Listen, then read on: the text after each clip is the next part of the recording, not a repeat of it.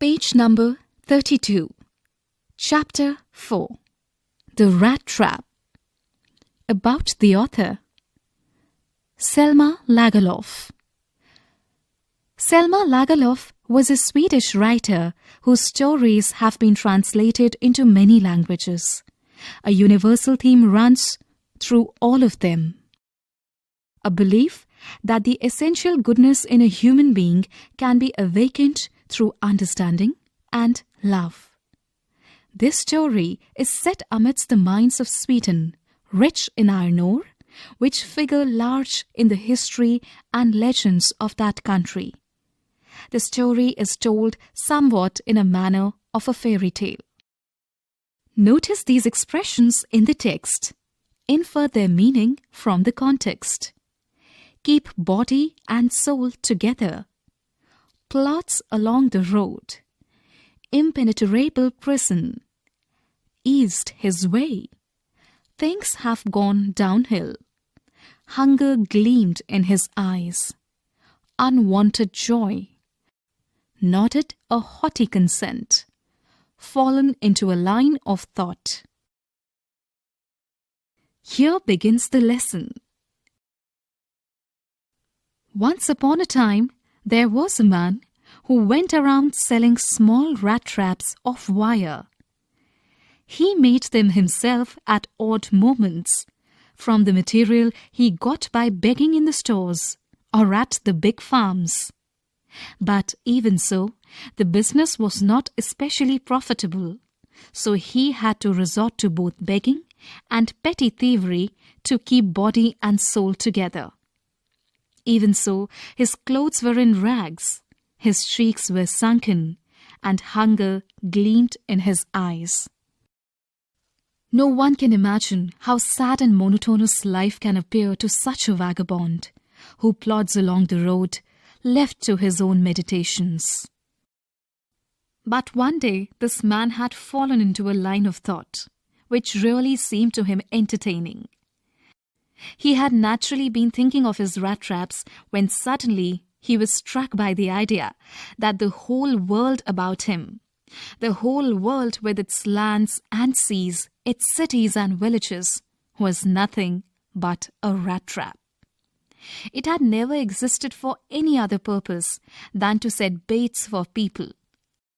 It offered riches and joys, shelter and food, heat and clothing, exactly as the rat trap offered cheese and pork, and as soon as anyone let himself be tempted to touch the bait, it closed on him, and then everything came to an end. Page number 33. The world had, of course, never been very kind to him, so it gave him unwanted joy to think ill of it in this way. It became a cherished pastime of his, during many dreary plottings, to think of people he knew who had let themselves be caught in the dangerous snare, and of others who were still circling around the bait. One dark evening, as he was trudging along the road, he caught sight of a little grey cottage by the roadside, and he knocked on the door to ask shelter for the night. Nor was he refused. Instead of the sour faces which ordinarily met him, the owner, who was an old man without wife or child, was happy to get someone to talk to in his loneliness. Immediately, he put the porridge pot on the fire and gave him supper. Then he carved off such a big slice from his tobacco roll that it was enough both for the stranger's pipe and his own. Finally, he got out an old pack of cards and played majolus with his guest until bedtime. The old man was just as generous with his confidences as with his porridge and tobacco. The guest was informed at once that in his days of prosperity, his host had been a crofter at Ramsjo Ironworks and had worked on the land. Now that he was no longer able to do day labor, it was his cow which supported him. Yes, that bossy was extraordinary. She could give milk for the creamery every day, and last month he had received all of 30 kroner in payment. The stranger must have seemed incredulous, for the old man got up and went to the window, took down a leather pouch which hung on the nail in the very window frame, and picked out 3 wrinkled 10 kroner bills. These he held up before the eyes of his guest, nodding knowingly, and page 34. These he held up before the eyes of his guest, nodding knowingly, and then stuffed them back into the pouch. Page 34. The next day both men got up in good season. The crofter was in a hurry to milk his cow, and the other man probably thought he should not stay in bed when the head of the house had gotten up. They left the cottage at the same time. The crofter locked the door and put the key in his pocket. The man with the Rattrap said goodbye and thank you, and thereupon each went his own way. But half an hour later, the Rattrap peddler stood again before the door. He did not try to get in, however. He only went up to the window, smashed a pane, stuck in his hand, and got hold of the pouch with the 30 kroner. He took the money and thrust it into his own pocket. Then he hung the leather pouch very carefully back in its place and went away. As he walked along with the money in his pocket, he felt quite pleased with his smartness. He realized, of course, that at first he dared not continue on the public highway, but must turn off the road into the woods. During the first hours, this caused him no difficulty. Later in the day it became worse, for it was a big and confusing forest which he had gotten into. He tried, to be sure, to walk in a definite direction, but the paths twisted back and forth so strangely. He walked and walked without coming to the end of the wood, and finally he realized that he had only been walking around in the same part of the forest. All at once he recalled his thoughts about the world and the Rattrap. Now his own turn had come. He had let himself be fooled by a bait and had been caught. The whole forest, with its trunks and branches, its thickets and fallen logs, closed in upon him like an impenetrable prison from which he could never escape. Think as you read. 1. From where did the peddler get the idea of the world being a rat trap? 2. Why was he amused by this idea? 3. Did the peddler expect the kind of hospitality that he received from the crofter? 4. Why was the crofter so talkative and friendly with the peddler? 5. Why did he show the 30 kroner to the peddler? 6. Did the peddler respect the confidence reposed in him by the crofter? Page 35. It was late in December. Darkness was already descending over the forest. This increased the danger and increased also his gloom and despair. Finally, he saw no way out, and he sank down on the ground, tired to death, thinking that his last moment had come. But just as he laid his head on the ground, he heard a sound, a hard, regular thumping. There was no doubt as to what that was. He raised himself. Those are the hammer strokes from an iron mill, he thought. There must be people nearby. He summoned all his strength, got up, and staggered in the direction of the sound. The Ramsjo Iron Works, which are now closed down, were not so long ago a large plant with smelter, rolling mill, and forge. In the summertime, long lines of heavily loaded barges and scows slid down the canal, which led to a large inland lake, and in the winter-time, the roads near the mill were black from all the coal dust which sifted down from the big charcoal crates. During one of the long dark evenings just before Christmas, the master smith and his helpers sat in the dark forge near the furnace, waiting for the pig iron, which had been put in the fire, to be ready to put on the anvil.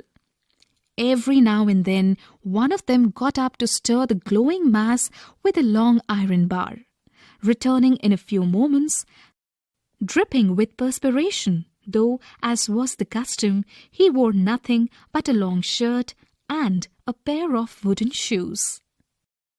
All the time, there were many sounds to be heard in the forge.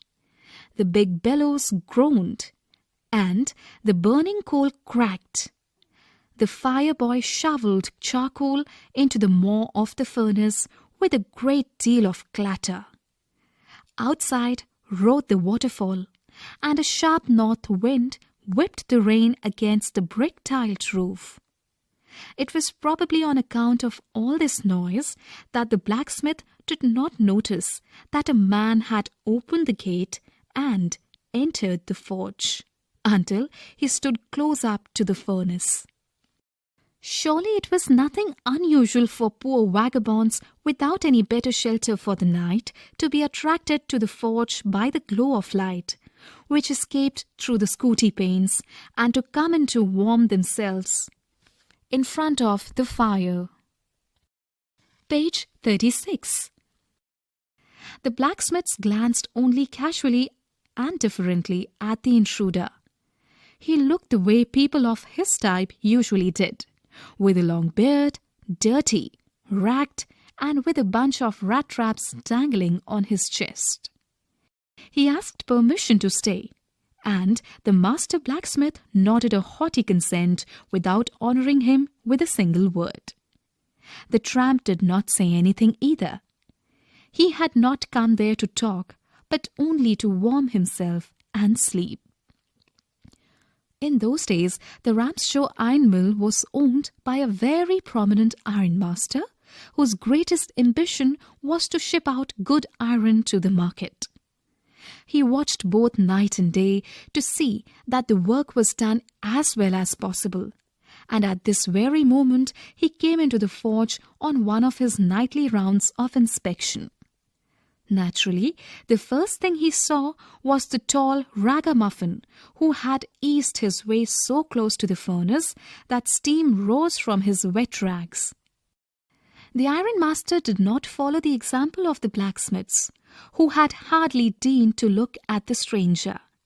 He walked close up to him, looked him over very carefully, then tore off his slouch hat to get a better view of his face. "But of course it is you, Nils Olof," he said. "How you do look!" The man with the rat traps had never before seen the ironmaster at Ramshaw, and did not even know what his name was. But it occurred to him that if the fine gentleman thought he was an old acquaintance, he might perhaps throw him a couple of kroner. Therefore, he did not want to undeceive him all at once. "Yes, God knows things have gone downhill with me," he said. "You should not have resigned from the regiment," said the ironmaster. "That was the mistake. If only I had still been in the service at the time, it never would have happened. Well, now of course you will have to come with me." To go along up to the manor house and be received by the owner like an old regimental comrade, that, however, did not please the tramp. "No, I couldn't think of it," he said, looking quite alarmed. "No, I couldn't think of it," he said, looking quite alarmed. He thought of the 30 kroner. To go up to the manor house would be like throwing himself voluntarily into the lion's den. He only wanted a chance to sleep here in the forge and then sneak away as inconspicuously as possible. Page 37. The ironmaster assumed that he felt embarrassed because of his miserable clothing. "Please do not think that I have such a fine home that you cannot show yourself there," he said. "Elizabeth is dead, as you may already have heard.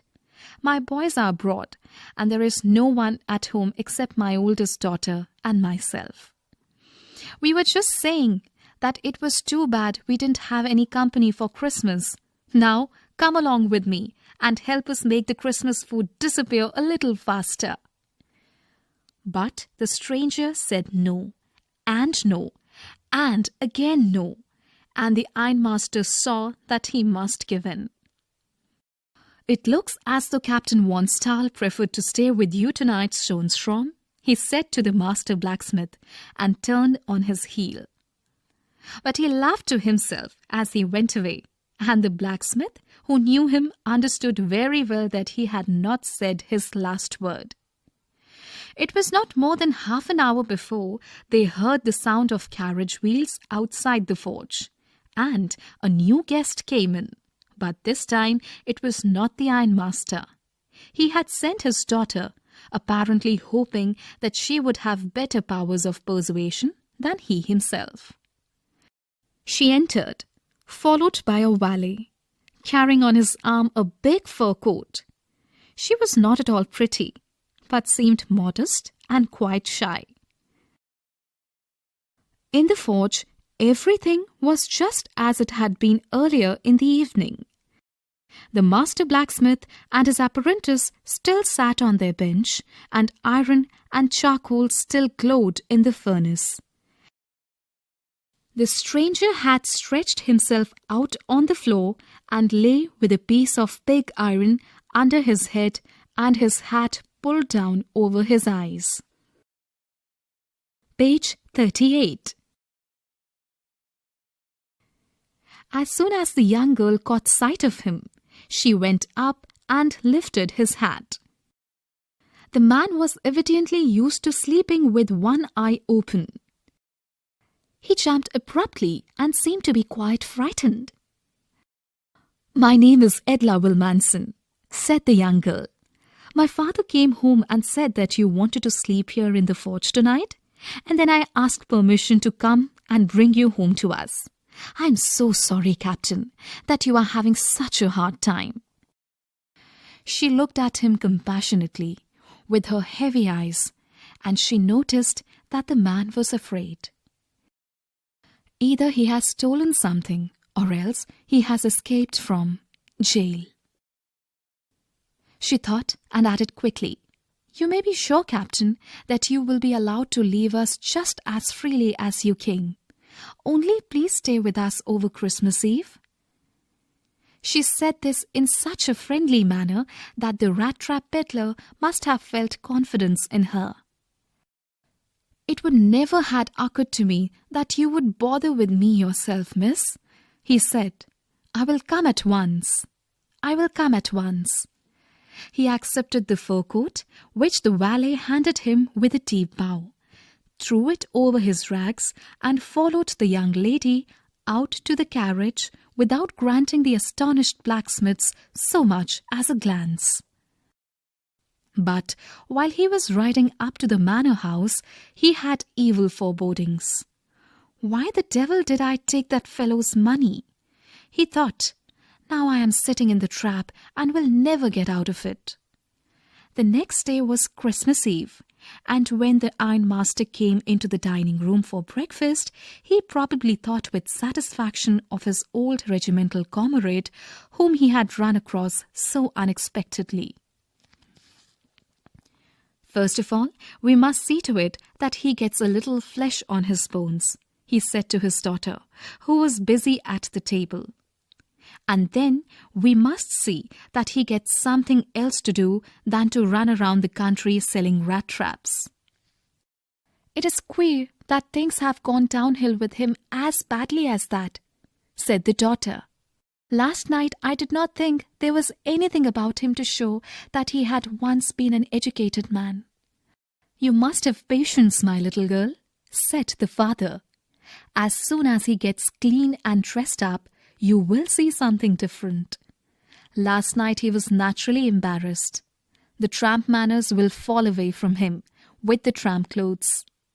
The tramp manners will fall away from him with the tramp clothes. Just as he said this, the door opened and the stranger entered. Yes, now he was truly clean and well dressed. The valet had bathed him, cut his hair and shaved him. Moreover, he was dressed in a good-looking suit of clothes which belonged to the ironmaster. He wore a white shirt and a starched collar and whole shoes.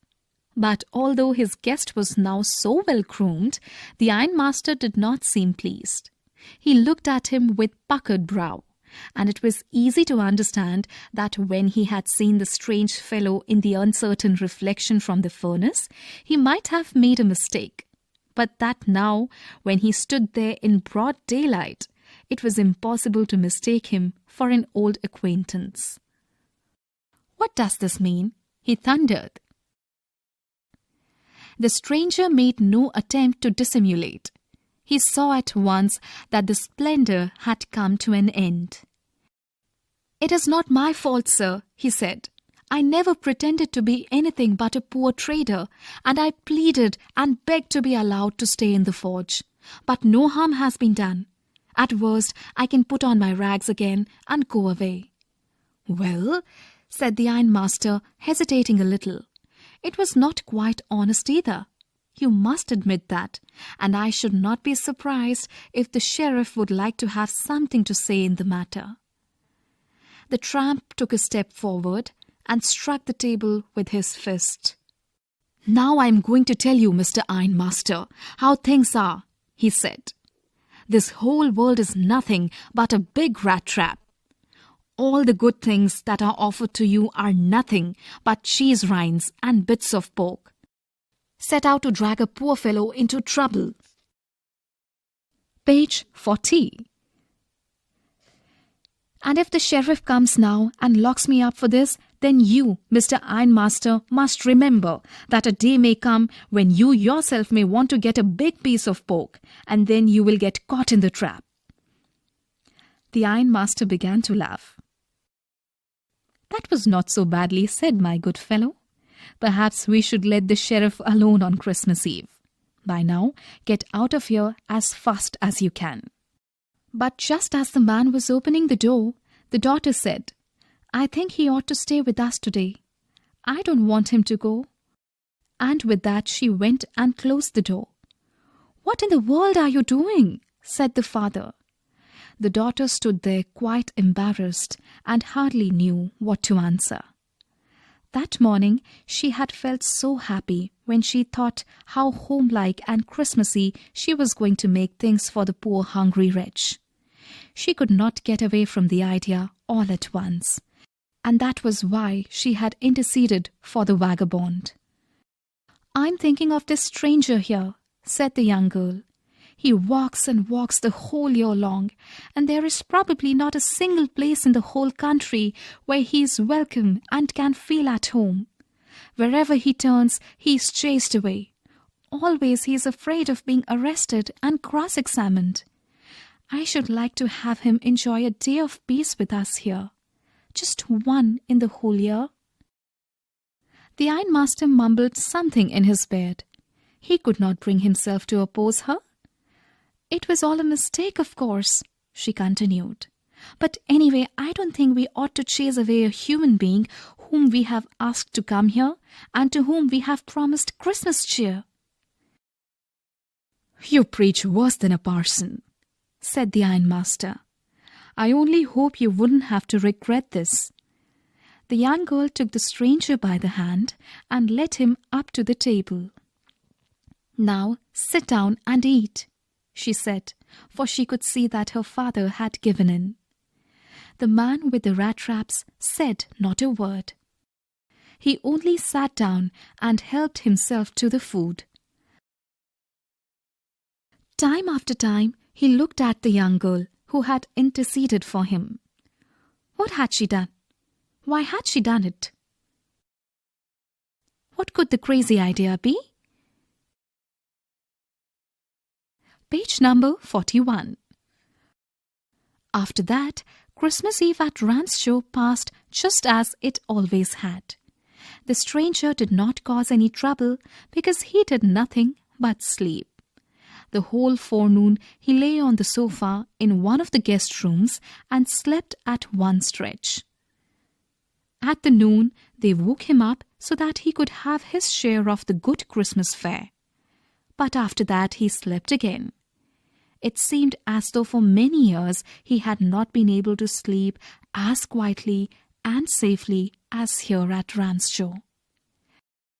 In the evening, when the Christmas tree was lighted, they woke him up again, and he stood for a while in the drawing room, blinking as though the candlelight hurt him. But after that, he disappeared again. 2 hours later, he was aroused once more. He then had to go down into the dining room and eat the Christmas fish and porridge. As soon as they got up from the table, he went around to each one present and said thank you and good night. But when he came to the young girl, she gave him to understand that it was her father's intention that the suit which she wore was to be Christmas present. He did not have to return it, and if he wanted to spend next Christmas Eve in a place where he could rest in peace and be sure that no evil would befall him, he would be welcomed back again. The man with the rat traps did not answer anything to this. He only stared at the young girl in boundless amazement. The next morning, the ironmaster and his daughter got up in good season to go to the early Christmas service. Their guest was still asleep, and they did not disturb him. When, at about 10 o'clock, they drove back from the church, the young girl sat and hung her head even more dejectedly than usual. Page number 41. Think as you read. 1. What made the peddler accept Edla Wilmanson's invitation? 2. What doubts did Edla have about the peddler? 3. When did the ironmaster realize his mistake? 4. What did the peddler say in defense when it was clear that he was not the person ironmaster had thought he was? 5. Why did Edla still entertain the peddler even after she knew the truth about him? Page number 42. At church, she had learned that one of the old crofters of the ironworks had been robbed by a man who went around selling rat traps. "Yes, that was a fine fellow you let into the house," said her father. "I only wonder how many silver spoons are left in the cupboard by this time." The wagon had hardly stopped at the front steps when the ironmaster asked the valet whether the stranger was still there. He added that he had heard at church that the man was a thief. The valet answered that the fellow had gone and that he had not taken anything with him at all. On the contrary, he had left behind a little package, which Miss Wilmanson was to be kind enough to accept as a Christmas present. The young girl opened the package, which was so badly done up that the contents came into view at once. She gave a little cry of joy. She found a small rat trap, and in it lay 3 wrinkled 10-kroner notes. But that was not all. In the rat trap lay also a letter written in large, jagged letters. "Honored and noble miss, since you have been so nice to me all day long, as if I was a captain, I want to be nice to you in return as if I was a real captain, for I do not want you to be embarrassed at this Christmas season by a thief. But you can give back the money to the old man on the roadside, who has the money pouch hanging on the window frame as a bait for poor wanderers. The rat trap is a Christmas present from a rat who would have been caught in this world's rat trap if he had not been raised to captain, because in that way he got power to clear himself. Written with friendship and high regard, Captain Von Stahl." Think as you read. 1. Why was Edla happy to see the gift left by the peddler? 2. Why did the peddler sign himself as Captain Von Stahl? 43. Understanding the text. 1. How does the peddler interpret the acts of kindness and hospitality shown by the crofter, the ironmaster, and his daughter? 2. What are the instances in the story that show that the character of the ironmaster is different from that of his daughter in many ways? 3. The story has many instances of unexpected reactions from the characters to others' behavior. Pick out instances of these surprises. 4. What made the peddler finally change his ways? 5. How does the metaphor of the rat trap serve to highlight the human predicament? 6. The peddler comes out as a person with a subtle sense of humor. How does this serve in lightening the seriousness of the theme of the story and also endear him to us? Talking about the text. Talking about the text. Discuss the following in groups of 4. Each group can deal with one topic. Present the views of your group to the whole class. 1. The reader's sympathy is with the peddler right from the beginning of the story. Why is this so? Is the sympathy justified? 2. The story also focuses on human loneliness and the need to bond with others. 3. Have you known or heard of an episode where a good deed or an act of kindness has changed a person's view of the world? 4. The story is both entertaining and philosophical. Working with words. 1. The man selling rat traps is referred to by many terms such as peddler, stranger, etc. Pick out all such references to him. What does each of these labels indicate of the context or the attitude of the people around him? 2. You come across the words plot, trudge, stagger in the story. These words indicate movement accompanied by weariness. Find 5 other such words with a similar meaning. Page 44. Noticing from 1. He made them himself at odd moments. 2. He raised himself. 3. He had let himself be fooled by a bait and had been caught. 4. A day may come when you yourself may want to get a big piece of pork. Notice the way in which these reflexive pronouns have been used. Pronoun plus self. In 1 and 4, the reflexive pronouns himself and yourself are used to convey emphasis. 2. In 2 and 3, the reflexive pronoun is used in place of personal pronoun to signal that it refers to the same subject in the sentence. Pick out other examples of the use of reflexive pronouns from the story and notice how they are used. Page 44. Thinking about language. 1. Notice the words in bold in the following sentence. The fireboy shoveled charcoal into the maw of the furnace with a great deal of clatter. This is a phrase that is used in the specific context of an iron plant. Pick out other such phrases and words from the story that are peculiar to the terminology of ironworks.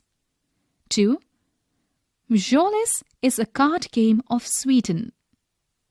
Björlis is a card game of Sweden. Name a few indoor games played in your region. Toppr could be an example. 3. A crofter is a person who rents or owns a small farm, especially in Scotland. Think of other uncommon terms for a small farmer, including those in your language. About the unit. Theme. The trap of material benefit that most human beings are prone to fall into. Sub-theme. the human tendency to redeem oneself from dishonest ways. Page 45. Comprehension. Factual understanding of events. Inferring motives for human actions. Talking about the text. Small group discussion on the portrayal of characters in fiction. Human emotional needs and human behavior. Real-life recounting of similar incidents. Narrative style. Working with words. Choice of synonyms to reflect personal attitudes, noticing form. Focus on the uses of the reflexive pronoun. Thinking about language. Vocabulary specific to a particular field. Culture-specific games, especially Indo. Region-specific synonyms.